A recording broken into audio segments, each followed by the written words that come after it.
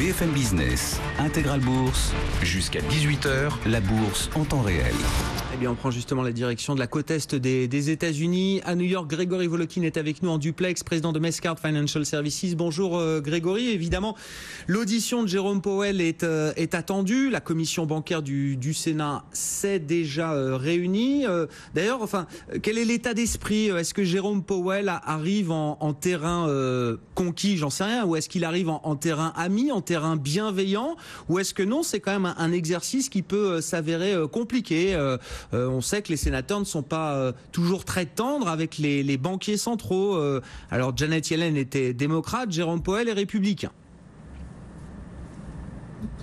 Oui, en fait, ça va pas être si facile pour Jérôme Powell parce que d'une certaine façon, il doit plaire évidemment à ses républicains, à ses représentants, alors qu'on sait qu'il y en avait parmi ceux qui vont l'auditionner, 2 qui s'étaient déjà opposés à sa nomination quand il avait été nommé en 2012 à la Fed. Et puis, il va devoir surtout aussi parler évidemment au marché. Et en plus, il va surtout devoir essayer d'éviter de s'enfermer dans un schéma qui permettrait de deviner exactement qu'est-ce qu'il peut penser. Je m'explique. La seule chose qu'il peut vraiment réellement dire, Jérôme Powell, c'est que il va être à l'écoute de l'évolution de l'économie. Il va dire la même chose, par exemple, au niveau des baisses d'impôts. On va lui demander, mais qu'est-ce que vous pensez que va être l'effet des baisses d'impôts sur la croissance? Comment vous voulez qu'il réponde à cette question? Il va devoir répondre d'une façon évidemment intelligente, mais il n'a pas les données en main, donc il va dire, attendons de voir.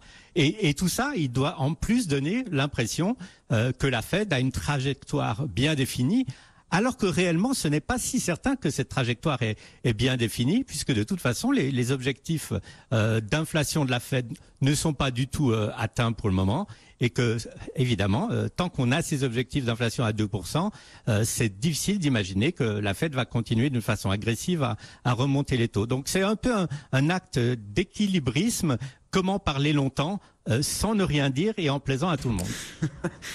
Bon, oui, mais c'est ça. Voilà, c'est le diplôme des banquiers centraux là. Essayer d'en dire le moins possible en parlant le plus longtemps devant les sénateurs américains. Grégory, est-ce qu'il est attendu sur d'autres sujets? Évidemment, la politique monétaire, c'est le cœur du sujet pour les investisseurs et pour les marchés financiers. Mais il y a beaucoup de sujets autour de la régulation, autour de la protection des données financières des consommateurs américains, qui sont souvent des sujets dont se saisissent comme ça les hommes politiques américains et notamment les sénateurs, qui sont des sujets peut-être qui font moins de vagues pour les marchés financiers. Absolument, et je pense que là aussi on aura un exercice tout à fait compréhensible de langue de bois, si on veut. C'est clair que Jérôme Powell ne peut pas commencer à critiquer d'une façon agressive, par exemple, Dodd-Frank, qui était la régulation du système financier après la crise économique de 2008. C'est certain aussi qu'il va dire que ces régularisations, ou ces régulations, je veux dire, doivent être aménagées selon les circonstances, selon les évolutions. Donc, toujours dans ce discours, qu'est-ce qu'il va montrer en gros, je pense, et ça sera sûrement la conclusion qu'on aura, c'est qu'il a l'esprit ouvert, que c'est un peu la continuité de la politique de la Fed qu'on a eue maintenant depuis une dizaine d'années, mais que puisque c'est une nouvelle personnalité, il faut quand même lui laisser un peu le temps de faire ses marques. Donc c'est plus un exercice, je dirais, de charme aujourd'hui que sur la substance, un moment où il va dévoiler ses cartes, pour autant qu'il ait des cartes à dévoiler.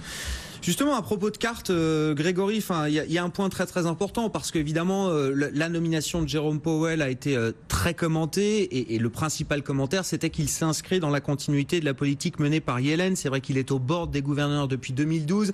Il a toujours voté dans le sens des propositions faites et soutenues par la présidente actuelle Janet Yellen. Sauf qu'au sein du Conseil des gouverneurs, il y a 4 postes vacants sur 7. Si on tient compte du départ annoncé de Janet Yellen, qui ne restera pas gouverneur de la Fed.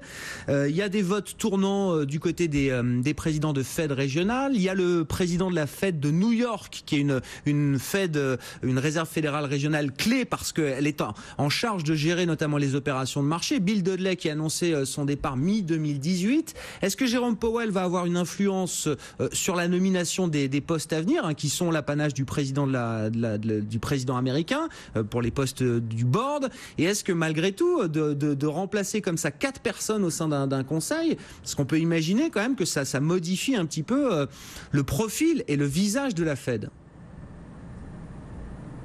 C'est une très bonne question. Et pour y répondre, je vous dirais, dans un environnement politique normal aux États-Unis, on pourrait imaginer de longues consultations entre Jérôme Powell et les membres de l'administration fédérale, dont le président, dont le responsable du Trésor, par rapport à ces nominations.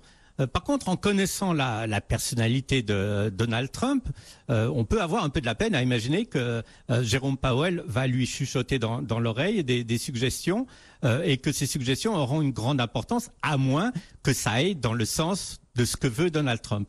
Maintenant, le problème, c'est qu'est-ce qu'on peut imaginer que veuille Donald Trump à la tête non seulement à la tête de la Fed, puisque là on a Powell, mais comme nouvelle directive ou direction de la Fed, parce que ce que veut Trump, c'est quoi?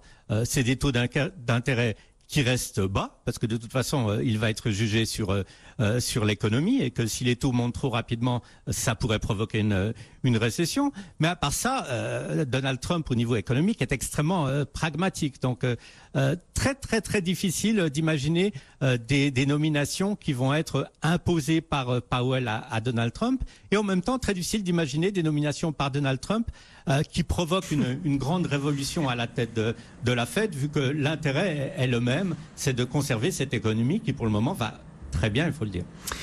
Merci beaucoup Grégory. On vous retrouvera peut-être un peu plus tard dans cette émission. On va prendre la direction donc du Sénat à Washington, l'audition de Jérôme Powell, le président de la Fed, nommé pour l'instant. Il y a tout un processus de validation